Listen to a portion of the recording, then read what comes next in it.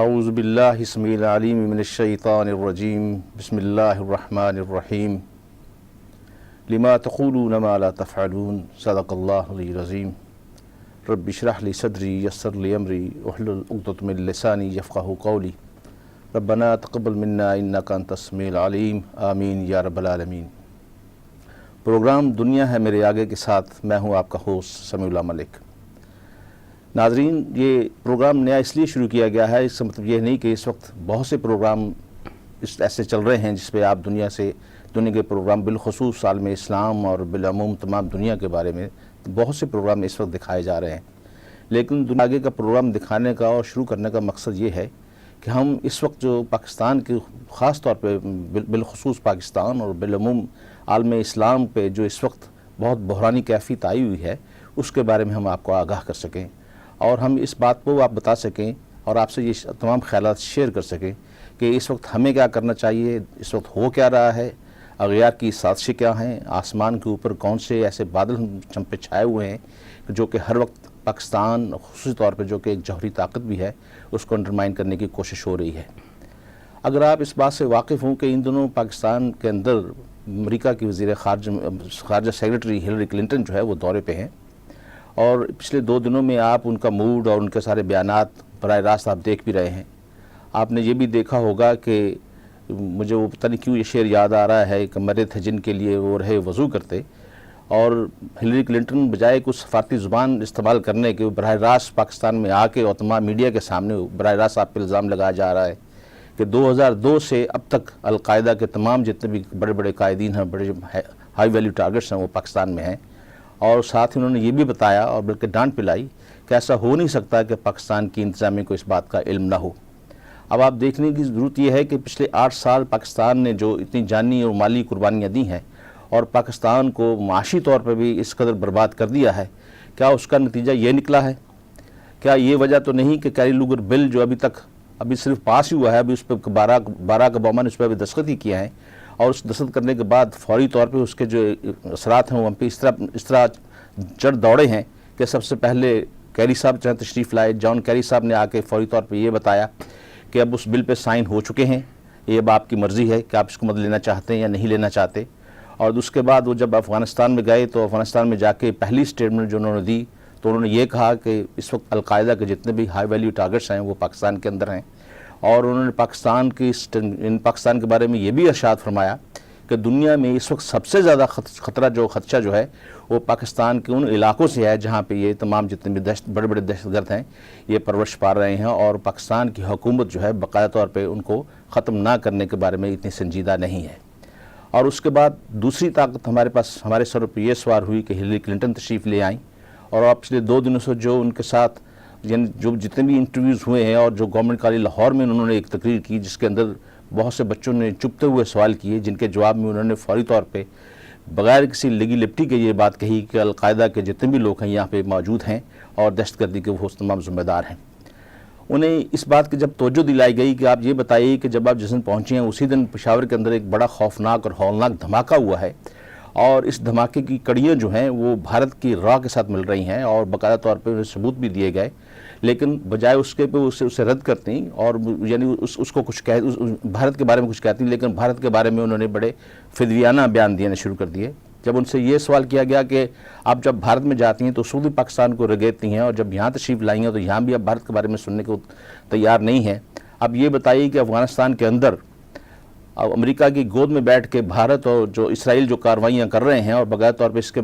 ثبوت بھی دکھائے گئے ہیں اور پاکستان کے حساس اداروں نے باقاعدہ ثبوت بھی مہیا کیے ہیں، لیکن ہلری کلنٹن نے اس کے اوپر کوئی زبان نہیں کھولی اور الٹا جو ہے پاکستان کو بدنام کرنے کے دوسرے جو بیانات ہیں وہ دیے۔ اب یہ بتائیے کہ جب ان سے یہ پوچھا جائے ہلری کلنٹن صاحبہ سے کہ آپ یہ بتائیں کہ پچھلے دنوں جب امریکہ کے اور یورپین لوگوں جو سفارتکار تھے وہ اسلام آباد میں رات کو نمبر پلیٹ تبدیل کر کے رات کے 3:30 بجے گھوم رہے تھے، ان کو جب ہمارے حساس اداروں نے پکڑا تو ان کے پاس وہ بہت ہائی سافٹیکیٹڈ ویلیو اور ٹارگٹ اس میں جو اسلحہ بھی ان کے پاس موجود تھا۔ تو یہ بتائیے کہ رات کے 3:30 بجے وہ لوگ کیا کر رہے تھے، یہ لوگ کون ہیں؟ جب تحقیق کی تو پتہ چلا یہ بلیک واٹر کے وہ لوگ ہیں جن کو رحمان ملک صاحب نے باقاعدہ طور پہ لائسنس دیا اور رحمان ملک صاحب جو باقاعدہ طور پہ اس بات کی تصدیق کرتے ہیں کہ یہاں پہ کوئی بلیک واٹر نہیں ہے، لیکن حساس اداروں نے اس سے پہلے ایک دفعہ نہیں، یہ چوتھی مرتبہ بہت سے لوگوں کو پکڑ کے ان وزارت داخلہ کے حوالے کیے، اور ہوا کیا کہ آدھے گھنٹے کے بعد وزارت داخلہ کی ایک کال آئی جس کے بعد وہ چھوڑ دیے گئے۔ اور یہ اسلام آباد کے جو آئی جی مسٹر کلیم امام ہیں، انہوں نے یہ بات بتایا کہ ہم نے تمہاری تو ڈیوٹی یہ تھی کہ ہم ایسے لوگوں پر نظر رکھیں جو کہ پاکستان کو کسی طریقے سے نقصان پہنچا سکتے ہیں، لیکن آپ یہ بتائیے کہ جب وہ ہمارے حساس ادارے کے لوگ ان کو پکڑتے ہیں اور وزارت داخلہ کا ایک ٹیلی فون جاتا ہے وہ چھوڑ دیا جاتا ہے، تو کیا ہلری کلنٹن سے یہ سوال پوچھا جا سکتا ہے کہ اگر وہاں واشنگٹن کے اندر اگر کوئی پاکستانی یا اور کوئی سفارت کا عملہ جو ہے وہ بغیر نمبر پلیٹ کے نمبر پلیٹ تبدیل کیے ہوئے اسلحے کے ساتھ چلے تو کیا امریکی حکومت کو اجازت دے گی؟ تو یقیناً اس بات کی وہ اپنے ملک میں تو اجازت نہیں دے سکتے۔ اب دوسری بات یہ ہے کہ جب پاکستان کی افواج نے وزیرستان میں پروگرام شروع کیا اور آپریشن شروع کیا ان کے بارے میں،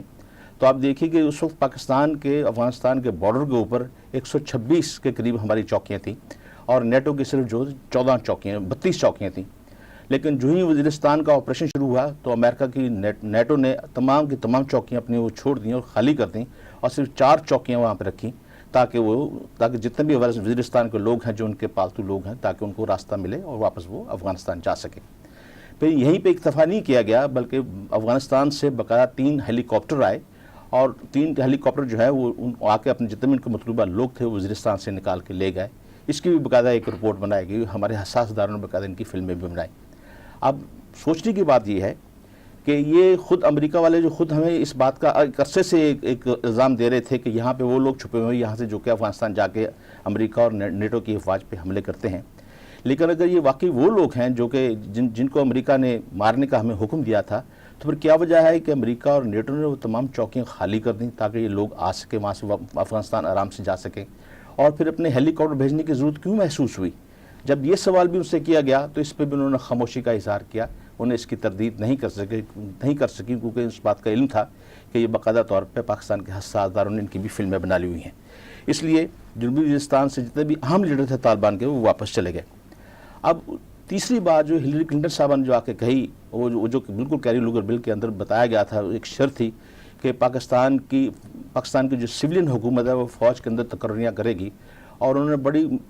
ہلری کلنٹن صاحبہ نے بڑی صاف گوئی کے ساتھ اس بات کا اعلان کیا کہ آئی ایس آئی کا جو ہیڈ ہے وہ سویلین ہونا چاہیے۔ ناظرین اگر آپ کو یاد ہو تو جب زرداری صاحب نے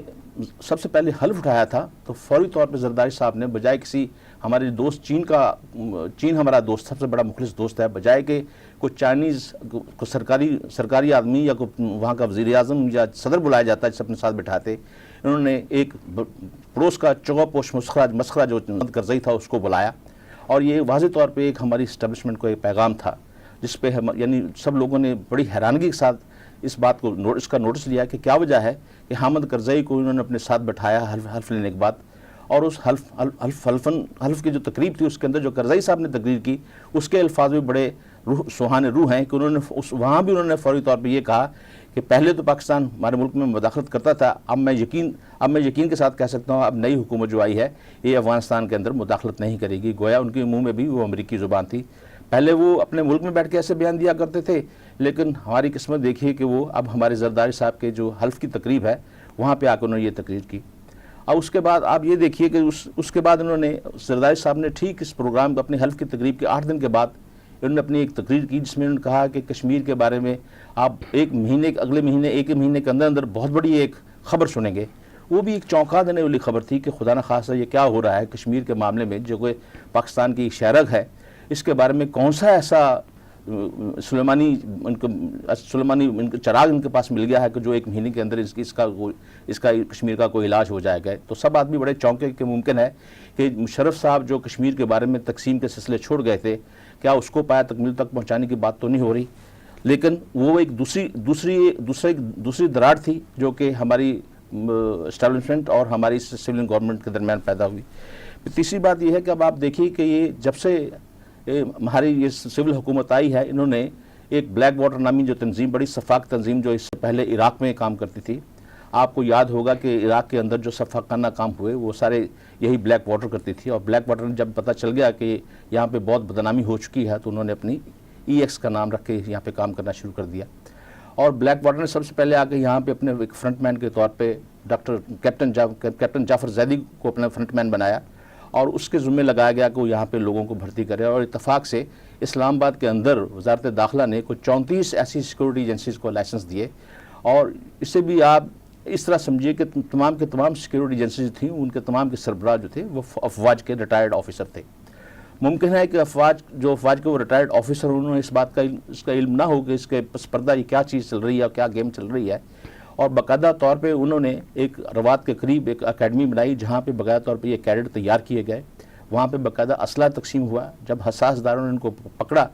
تو صرف جعفر زیدی کی کوٹھی کے جو دالان تھا اس کے اندر اس کا جو گیراج تھا اس کے اندر 143 رائفلز ملی وہاں پہ. اور تمام کی تمام رائفلز جو تھیں وہ امریکن تھیں اور ان کو تھوڑا سا ٹیمپر کیا ہوا تھا تاکہ اس بات کا ثبوت نہ چل سکے یہ کہاں سے آئی ہیں. جب ان پہ ہمارے حساس داروں نے جب اسے تحقیق کی تو انہوں نے سب سے پہلے بیان انہوں نے یہ دیا کہ تمام کا تمام اسلحہ جو ہے مجھے پاکستان کے جو قبائلی علاقے انہوں نے مجھے تحفے میں دیا ہے. جب اور تحقیق کھلی تو انہوں نے بتا دیا اور پھر انہوں نے اپنے جتنے بھی دوست ہیں جتنے بھی ان کا بھی نام لے دیا. اور پھر یہ بھی انہوں نے بتایا کہ ہم نے تمام جتنے بھی یہ گنز ہیں 134 گن جو آپ نے پکڑی ہیں ان کے تمام کے لائسنس جو ہیں ہم نے بنوائے ہوئے ہیں وزارت داخلہ سے. اور اس بات کا بھی انہوں نے اعتراف کیا کہ ہم نے ہر لائسنس کے لیے 1.5 لاکھ روپیہ رشوت دی ہے. اور یہ بھی پتہ چلا کہ ایک گن جو ہے اس کی قیمت جو ہے 7 لاکھ روپے ہے. تو گویا 10 سے 12 کروڑ روپے کا اسلحہ جو تھا وہ صرف جعفر زیدی صاحب سے ملا. اور اس طرح باقی جو 34 دوسری تنظیمیں ہیں ان کے بھی تمام جتنے بھی لوگ تھے ان کی بھی ایک فہرست بنی. تو پتہ چلا کہ یہ اسلحہ جو ہے اربوں روپے کا اسلحہ جو ہے ان پرائیویٹ سیکورٹی تنظیموں کو تقسیم کیا ہوا ہے. اب دیکھنے کی بات یہ ہے کہ ان کو تمام کو لائسنس کس نے دیا. اور پھر اس کے بعد باقاعدہ طور پہ وزارت داخلہ نے امریکن ایمبیسی اور دوسری یورپین ایمبیسی جس میں اٹلی بھی ہے سویڈن بھی ہے اور ناروے بھی ان تمام ایمبیسیز کو اس بات کی اجازت دی کہ وہ پرائیویٹ سیکورٹی رکھیں. اور پرائیویٹ سیکورٹی جو تھی یہ اسے اتفاق نہ سمجھے ایک بہت بڑی خطرے کی بات ہے کہ وہ تمام بلیک واٹر کے جو لوگ تھے انہوں نے اس کی سیکورٹی سنبھالی. اور اس کی سیکورٹی سنبھالنے میں انہوں نے پاکستان اس ایمبیسی کے آگے کم سے کم 200 میٹر آگے جگہ انہوں نے باقاعدہ کنکریٹ کے بیریئر رکھ دیے تاکہ وہ تمام سڑکیں بند ہو گئیں. اور اگر 2 دفعہ وہاں پہ پولیس والے جو تھے انہوں نے اس بات سے جب منع کیا تو باقاعدہ طور پہ بلیک واٹر کے لوگوں نے اپنے جدید اسلحے کے ساتھ اس ایس ایچ او کے سینے پہ وہ اسلحہ رکھ دیا. اس نے کہا خبردار تم دوبارہ واپس آئے اور اگر تم دوبارہ یہاں روکنے کے لیے آئے تو یا تو تمہاری وردی نہیں رہے گی یا تو پھر تمہارا امریکہ کی جتنی بھی ایڈ پاکستان کو مل رہی ہے وہ تمہیں نہیں ملے گی. آخر اس نے جب اس بات کی اپنے ہائی آفیسر سے شکایت کی تو اسے خاموش کر دیا گیا بلکہ تھوڑی دیر کے بعد اسے ایس ایچ او کو تبدیل کر دیا گیا. اور چوتھی بات آپ یہ دیکھیں کہ وہ سفارتکار جو پکڑے گئے وہاں پہ پچھلے دنوں پکڑے گئے اس جو سید کریم امام جو آئی جی ہیں انہوں نے بھی اس بات کی خبر دی. انہوں نے کہا کہ جی ہم نے تو پکڑ لیے تھے لیکن یہ ہمیں وزارت داخلہ کی طرف سے ٹیلی فون آیا جس سے ہم نے اسے چھوڑ دیا. اب یہ حکومتی مداخلت کو کہا جی ہم نے تو حکومتی مداخلت کے باعث جو 5 مشکوک لوگ تھے ان کو چھوڑا ہے. اب آپ ایک طرف تو یہ یہاں سلسلہ چل رہا ہے دوسری طرف یہ دیکھیے کہ افغانستان کے اندر خود امریکہ جو ہے وہ طالبان کے ساتھ گفتگو کر رہا ہے. طالبان کے ساتھ جو ہے ان کے ساتھ مذاکرات چل رہے ہیں.